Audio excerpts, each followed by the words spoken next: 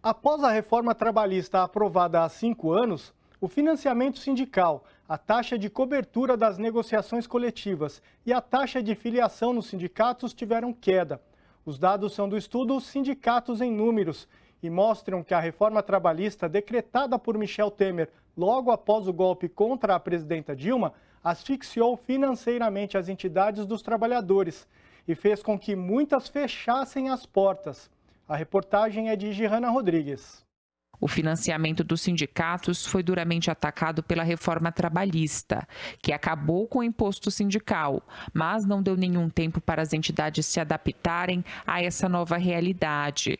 De acordo com o professor Francisco Marques, autor do estudo, em 2021, a receita das entidades sindicais diminuiu 99%, caiu de mais de 2 bilhões de reais em 2015 para 22 milhões no ano passado. Nós tivemos um enfraquecimento dos sindicatos, com muitos sindicatos fechando as portas, sindicatos que não têm mais como funcionar, sindicatos pararam até de negociar, porque não tem nem sequer condições de ter o financiamento suficiente para bancar uma negociação coletiva, com database, com divulgação das reivindicações, às vezes paralisações, às vezes as greves, que é uma outra questão que envolve muitos custos.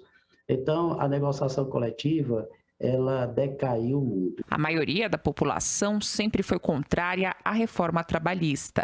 E após a reforma, o grau de confiança da sociedade nos sindicatos cresceu e passou de 37% em 2017 para quase metade da população em 2020. Já relaciono isso com a segunda questão. Na pandemia, tanto nacional como internacionalmente, se mostrou muito claramente a importância da existência dos sindicatos para enfrentar aquela situação da adversidade.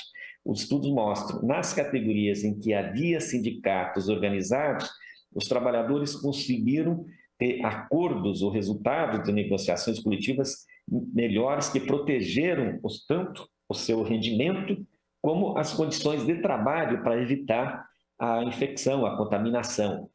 Então, ou seja, o papel dos sindicatos foi extremamente importante. Antes da reforma trabalhista, os direitos garantidos pela Constituição, legislação, acordos e convenções eram o mínimo a ser garantido.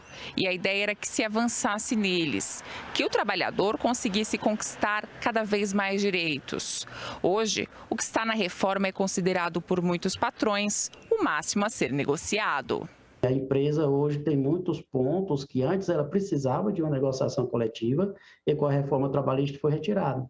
Então a empresa não precisa mais negociar em muitos aspectos. Por exemplo, banco de horas, não precisa mais negociar, porque tem um determinado número de bancos de horas que a empresa pode negociar individualmente com o próprio trabalhador. Rescisão contratual, que era feito com a intervenção, com a participação dos sindicatos, a reforma trabalhista tirou. Então, a reforma trabalhista enfraqueceu o movimento sindical, tirou o modelo de custeio, tirou o financiamento dos sindicatos e jogou na arena e disse, pronto, agora vocês vão negociar. E aí não é democrático esse modelo de negociação coletiva. O futuro dos sindicatos passa por enfrentar os problemas que ocorrem no mundo do trabalho, como a subutilização da mão de obra e a informalidade.